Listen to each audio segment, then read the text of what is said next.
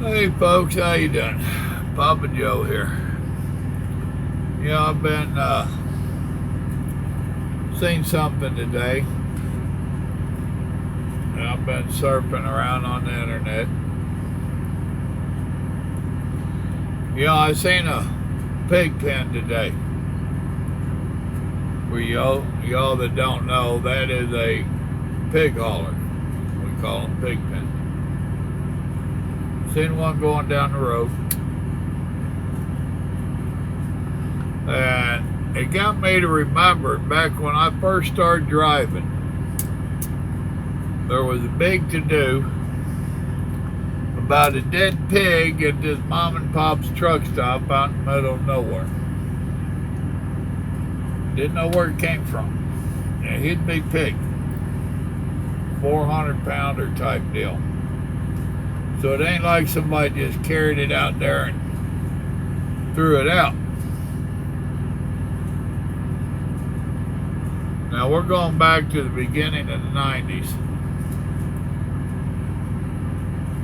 Even back then, before internet, well, I guess they did have internet then, but not like we do today.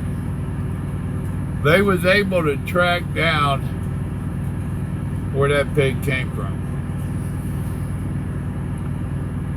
Right down to the truck driver that it had died in his trailer. When he offloaded the other pigs, they didn't offload it because it was dead. They can't do nothing with it.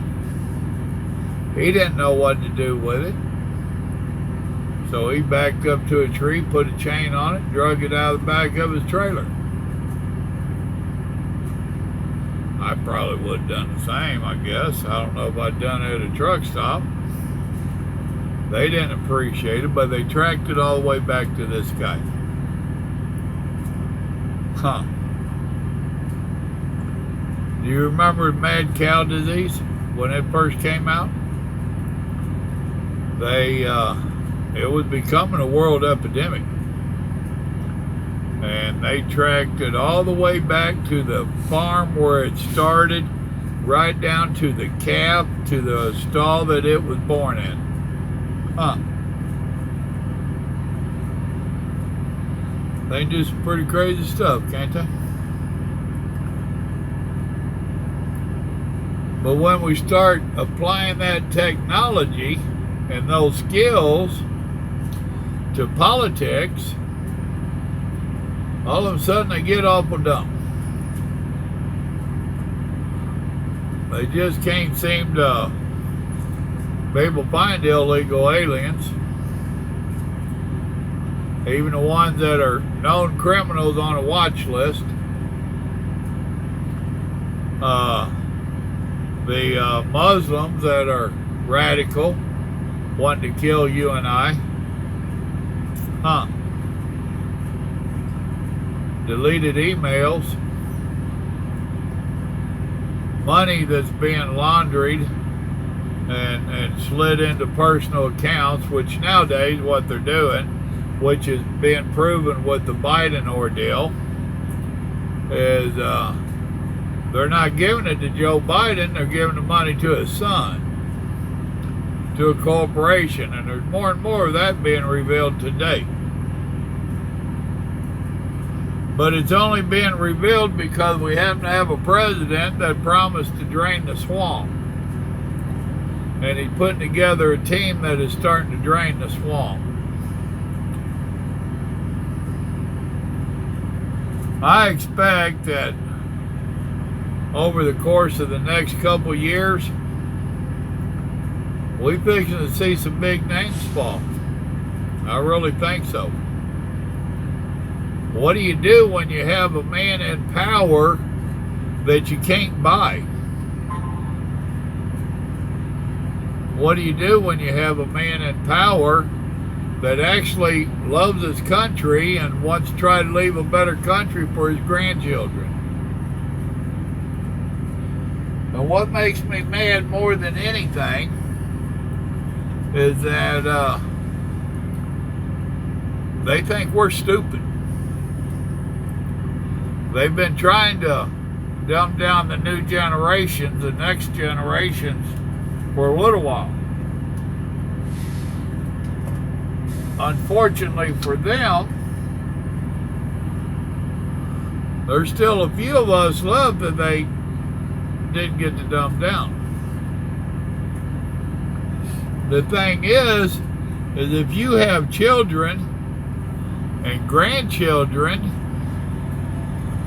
you really should be trying to open their eyes on what's going on.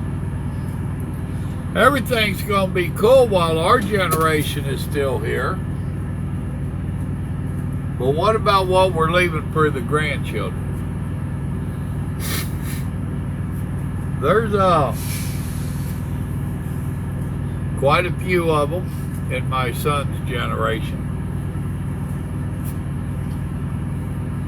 that they ain't afraid. They'll stand up and argue and fight with you.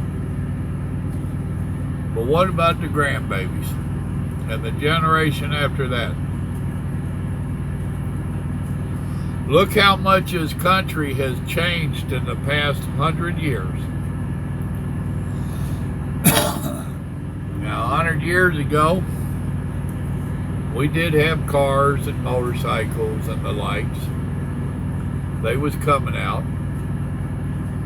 But the majority of people was still on horseback and on foot. Airplanes were being developed and experimented with. The moon wasn't even a real thought. It was fantasy. Look at where now. We've done sent aircraft to Mars. Huh. Ain't that wild? So what's it going to be in the next 100 years? I'm afraid this country is not even going to be a resemblance to what our forefathers wanted it to be. I'm afraid the corruption and the thieving and the lying that's going on in the swamp up there is going to just devour this country if we don't do something about it. And right now we have a president that will do something about it. He's trying. He's being battled on all different fronts. They've got him surrounded and he's battling hard, and I think he's winning overall, but he still needs help. And the best way for you and I to help is to register and vote. Contact your elected fools and tell them you want them to help him. Do something.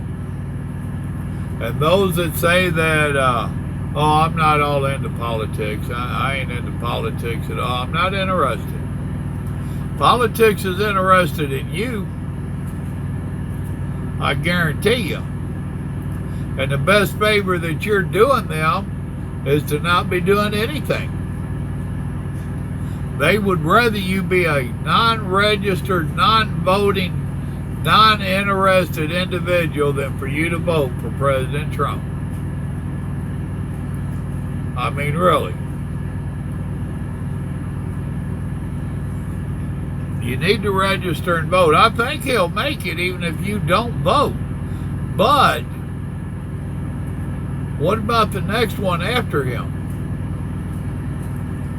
The Democrats are going to be trying everything they can. You already see that. They're pulling some really crazy stuff out of their bag of tricks.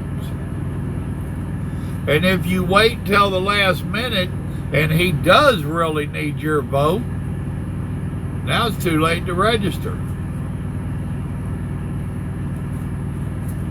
Try and tell you folks, if you really love our country, if you love our way of life, if you love your grandchildren, even if you don't have them yet, why don't you step up and do something to help them? A vote from you right now in this next two elections, because we got one coming this year and then the big one coming the year after. Why don't you do them a favor and vote? It really does mean that much. If you're not interested in politics, you need to get interested. If you're not interested, you ain't been paying attention, you don't know how to vote, vote for Trump. He's trying to help us. It's just that simple. With that, I'm going to leave y'all alone. Y'all remember, God loves you, and so do I. So does our president. He loves you and our country. Help him out. Y'all have a good evening now.